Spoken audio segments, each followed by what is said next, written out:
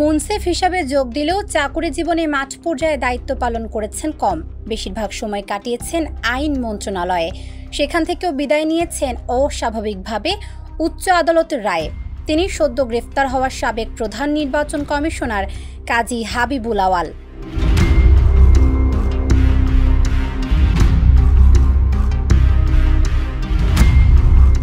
বাবা কাজী আব্দুল আওয়াল ছিলেন কারা উপমহাপরিদর্শক।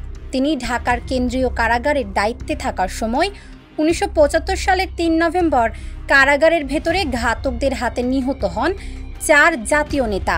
ওই ঘটনায় থানায় দায়ের করা মামলার বাদী ছিলেন আব্দুল আওয়াল। তবে সেই মামলা জিয়াউর রহমান, এরশাদ ও খালেদা জিয়ার আমলে আলোর মুখ দেখেনি।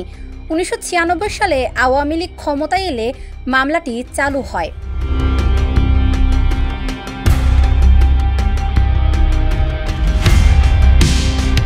তখন থেকেই আওয়ামী লীগের বিশেষ স্নেহধন্য ছিলেন কাজী আব্দুল আওয়ালের ছেলে কাজী হাবিবুল আওয়াল।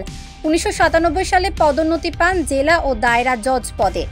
আওয়ামী লীগ আমলেই 2000 সালে আইন মন্ত্রণালয়ে যোগ দেন যুগ্ম সচিব হিসাবে। বিএনপি আমলে 2004 সালে হন অতিরিক্ত সচিব। 111-এর সেনা সমর্থিত তত্ত্বাবধায়ক সরকারের আমলে 2007 সালে তাকে আইন মন্ত্রণালয়ের ভারপ্রাপ্ত সচিব করে সরকার। তখন থেকে কাজী হাবিবুল আওয়ালের পিছু নেয় বিতর্ক।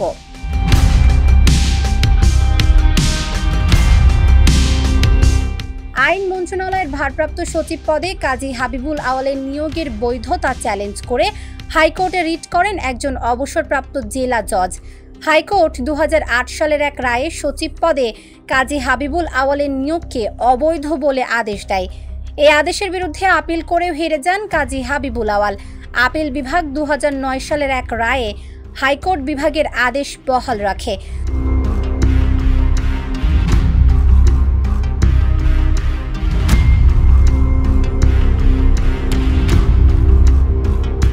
তবে আপিল বিভাগের রায়ের আগে পর্যন্ত আইন সচিবের দায়িত্ব পালন করছিলেন কাজী হাবিবুল আওয়াল।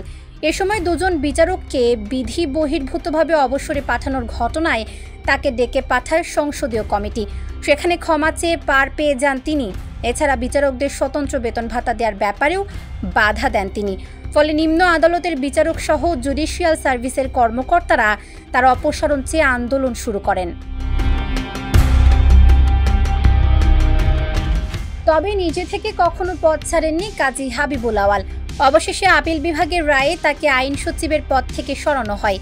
তখন রাষ্ট্রপতির কোটায় ধর্ম মন্ত্রণালয়ের সচিব হন তিনি। সেখান থেকে 2015 সালে অবসর প্রস্তুতির ছুটি বাতিল করে প্রতিরক্ষা মন্ত্রণালয়ের সিনিয়র সচিব নিয়োগ দেওয়া হয়। 2017 সালে অবসরে যান কাজী হাবিবুল আওয়াল। 2022 সালে তাকে প্রধান নির্বাচন কমিশনার পদে নিয়োগ দেয় সরকার।